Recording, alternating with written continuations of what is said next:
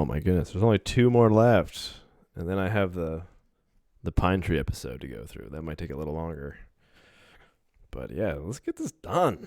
Let's get this all behind. Class.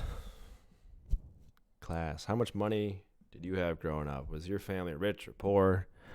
Did you ever go hungry? Were you ever out on the street? Did you have a car purchased for you when you were 16 years old? Class and East Wind. Community context. I grew up middle class, as they say. I didn't want for much. I always had meals. I had the video games I wanted to play. I had a car bought for me when I went to college. That was pretty sweet.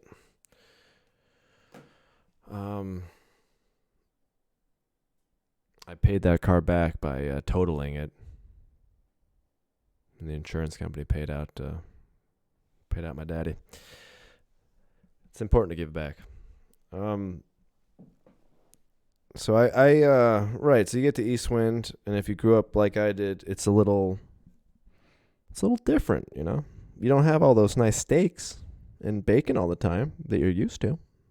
Okay, that's a little different. You don't have as big of a room. You don't have as nice of a bathroom, and blah de blah de blah de blah. That's probably true for most people. Most people aren't shitting in buckets. Although there's nothing, I actually prefer that. It's like let's shit in a bucket. It's kind of weird to shit into potable water. Really inefficient. But yeah, what does that mean? What does that mean when you go to a place and you have $150 stipend? $150 stipend. You don't have much money to spend. You still like drinking, you still like drugging, you still like smoking a bit, and you only got $150 a month, plus whatever community parties are sponsored and paid for that month. Might not be enough. Wouldn't have been enough for me. I had some outside money. I burned through all my savings. The first year I was at Eastwind, I didn't have a significant amount of savings, but I set them all on fire. Drinking whiskey, throwing little parties, etc. When I first got to Eastwind, there was no constant chicken. Right now, there's probably constant chicken at Eastwind. There's probably always chickens in the freezers, isn't there? That's what I've heard anyway. That's how it's been the past 5 years at least. When I first got there wasn't money to buy meat or fancy cheeses and all this shit. And then once the money started rolling back in, we were buying organic cheeses and we were buying these nice chickens and blah, blah, blah. There's always chicken at least. Still not buying bacon and such. That would be outrageous to buy bacon.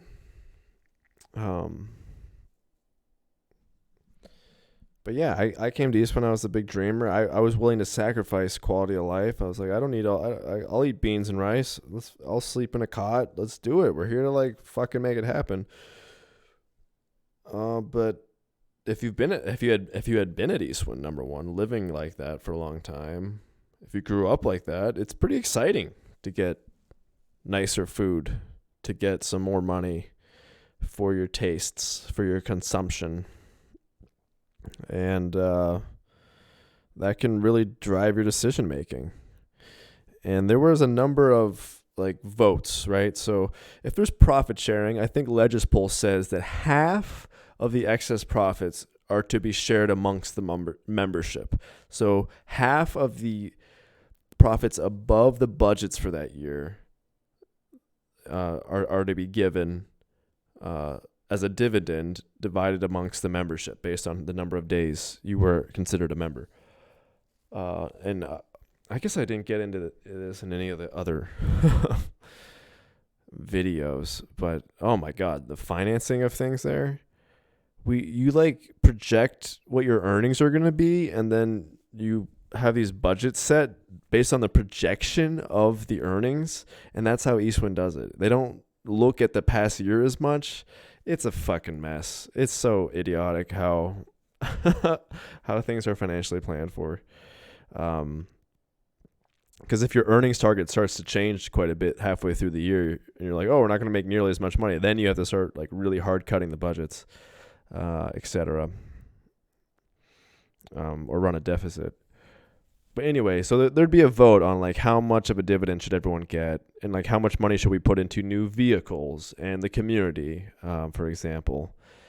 And all those votes were really close.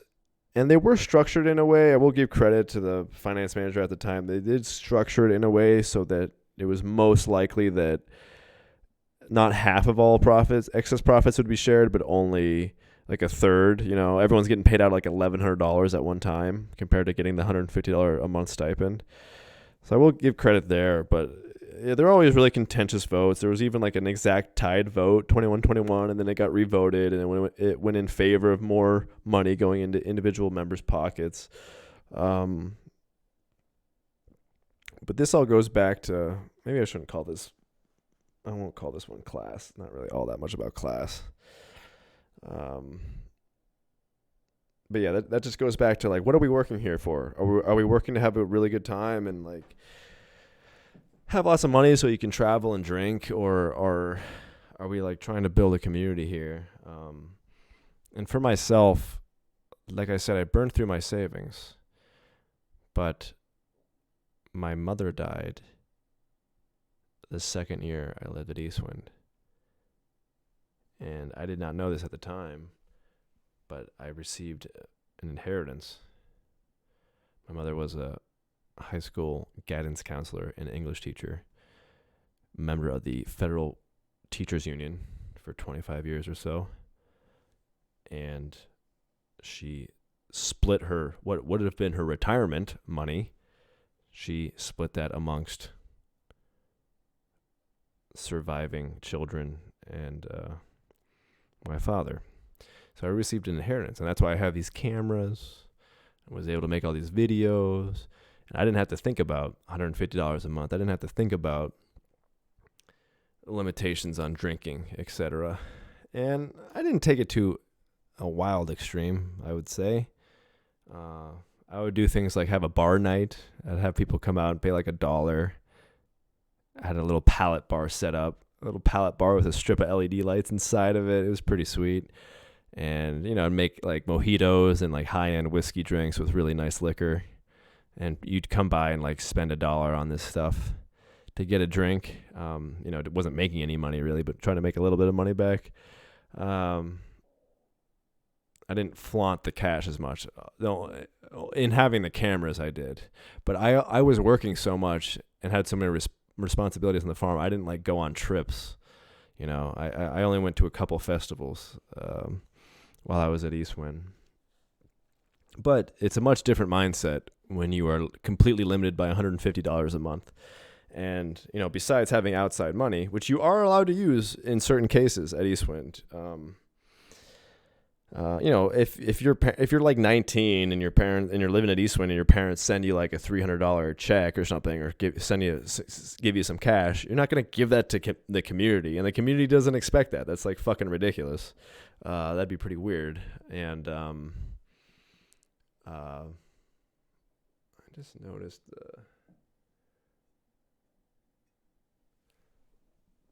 that looks terrible.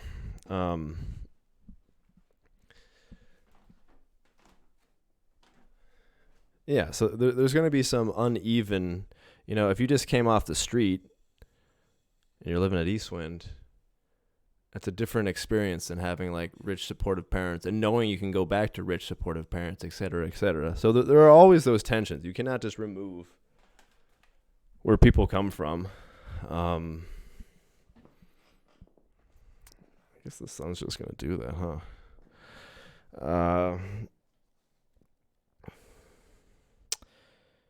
Yeah, I don't know if I have much else to say on this. It can create tension. Even if you're just someone who saves their money and doesn't like blow it all on booze and tobacco. If you just have money at Eastwind, you've been saving your money and you travel every once in a while, that can create like little bits of resentment, etc. A lot of people will live like month to month and have no savings essentially. So the size of the stipend really matters. And if people couldn't get their alcohol fix, I think you'd have a pretty different population of people there. It'd be a different place. All right, we'll talk more about alcoholism and drugs in the next one here.